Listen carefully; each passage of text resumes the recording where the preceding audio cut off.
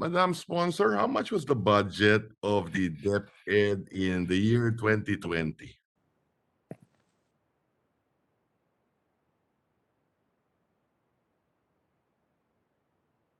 Mr. President, in 2020, it was the Office of the Secretary, 520.28 billion. Okay, thank you for that, Mr. President. I just wanted to take a look if the budget of the DepEd is increasing, no? Because Yeah, I take note, it is yes, naman po. it seems to be increasing, but maybe not enough. And I'm sure that that is the position also of the sponsor. Yes. Yes, just a few questions on the budget. How many students do we have again? 27 million, thereabouts? Yes, around 27 million point, 27.4. Okay, and how many are in the private schools? Let me just pull out the file, Your Honor. Yes. Page 3.2. In private schools, Your Honor, it's 3.2 million. Okay, so total is roughly 30 million students, no? See? For elementary and secondary education. Sorry, what's the question again? So the total number of students we have for both public and private would roughly be about 30 million. No, sir, And 27.4. 27.4 is in the public? Total. Total. Okay, Everyone. sorry for that. So for public, it's 23.9 and private, it's 3.2. Okay. Dumadagdag ba yung estudyante sa public from the private schools? From the year before, no,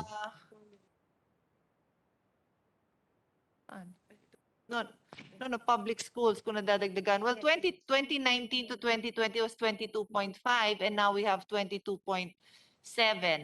So about 130, 130, tama ba? Yeah, 130.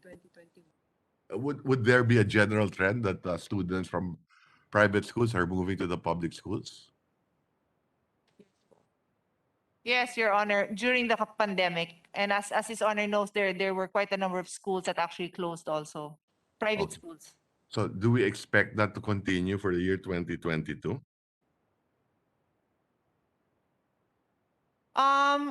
With economic recovery, that trend may slow down. But I'd also like to point out, Your Honor, in the previous interpellation of Senator Gatchalian, we took up the debt, no, the backlog we have in the payments of the gas. If His Honors, I'm sure His Honor is familiar with that, no, the subsidies to the private schools, which is a matter of concern for some of us. I also noticed that there is a decrease in the budget for basic education facilities. Is that correct? Yes, Your Honor. It's half the budget, right? Compared to 2021? Actually, it's less than half, Your Honor. Less than half. Okay. And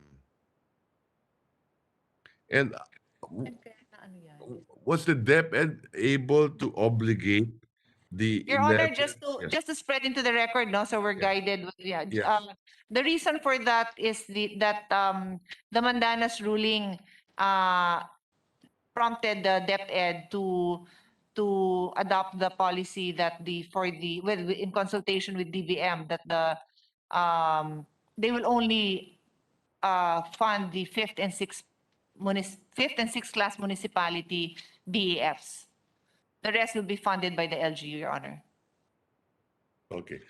And that is a policy of the DBM. Is it a policy of the DepEd? Generally, it's that the fifth and sixth. Tama ba? I mean, consultative decision was made with DBM on that. But I would just like to clarify because I shared some data when Senator Gatchalian was also asking. The numbers of BEF, the proposal, the original proposal of DepEd was actually 519 billion. And of the 519 billion, there's a breakdown on new constructions, repairs, etc. I had expressed that they would only cover fifth and sixth class municipalities. And in fact, this is the budget to cover the fifth and sixth class municipalities, the 519.5 billion. So now in our budget, what we have is 4.4 billion. Yes. But there is no law that says that education is devolved to local governments. Is that correct? There is no law that I am aware of, Your Honor. That is correct. While there might be a local school board, it doesn't necessarily mean that education is devolved.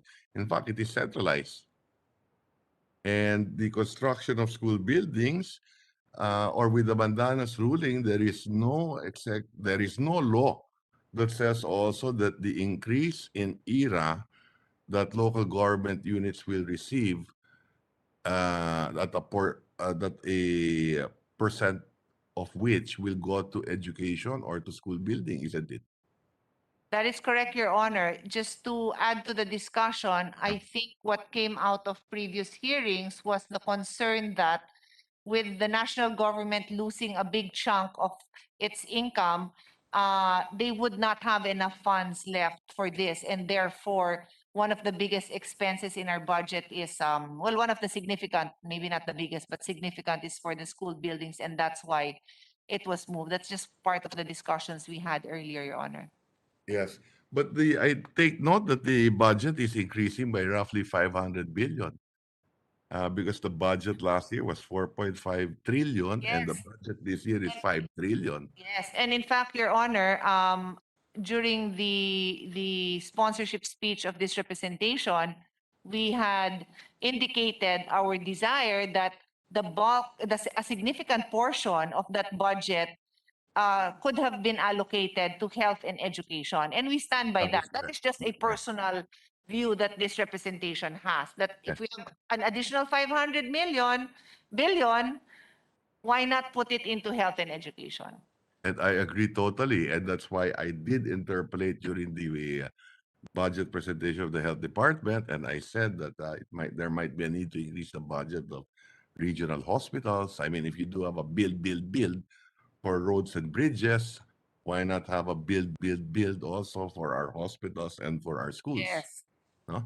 Okay. Having said that, I also interpolated earlier with the Department of Transportation, and it would appear to me that there are still many resources that the appropriations for the Department of Transportation that could be shifted or reallocated to health and to the education department. And that's why I was asking this question on the basic education facilities. Does it make sense that during the lockdown and that we still do not have face to face, and it is not clear if we will have face to face next year for sure, that we should be building our classrooms while the students are not in class?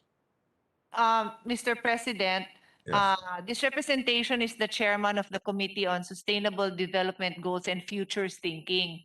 So even in last year's, even from the first budget of DepEd and CHED, and actually DOH also that we chaired, we have been pushing for that because doesn't take a crystal ball to figure out that now is the time to build because they will be back in school in due time, and it takes a year at least of planning and then of construction. So we very much are a proponent of that, Your Honor. Thank you for bringing that up. Yes, thank you. So at the appropriate time, I would be recommending to the sponsor of this budget and to the chairman of the Committee on Finance to increase the budget for basic education facilities. No? And Thank we will join His Honor in recommending that to our chair of the Committee on Finance. Thank you. thank you very much. One last question. If we had 10 billion, what would how would how would the sponsor want the 10 billion to be allocated? Sorry, what's the question? How much are Assuming you we had, is His Honor giving me? let's say 10 10 billion. billion. Yes. What would you recommend as a sponsor of the DepEd budget or the education sector? So in Yeah. this case, for DepEd, yes. Yeah. Well, Your Honor, this is just a personal approach I've always had, no?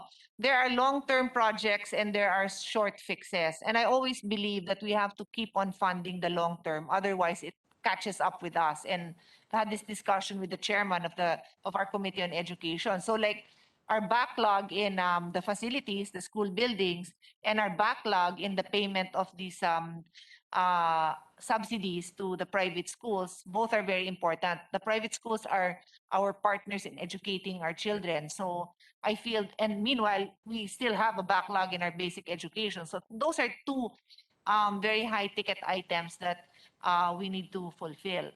Yes, sir. Thank you for the response, Madam Sponsor. I will get back to the sponsor of the budget and to let her know how much I think we could increase the budget of DepEd. And I agree with her insofar as the priorities she has enumerated. So thank you for that. Thank you, Mr. President. As I promised, I'd be very quick. Thank you, Madam Sponsor. Thank you, Your Honor. Always a pleasure.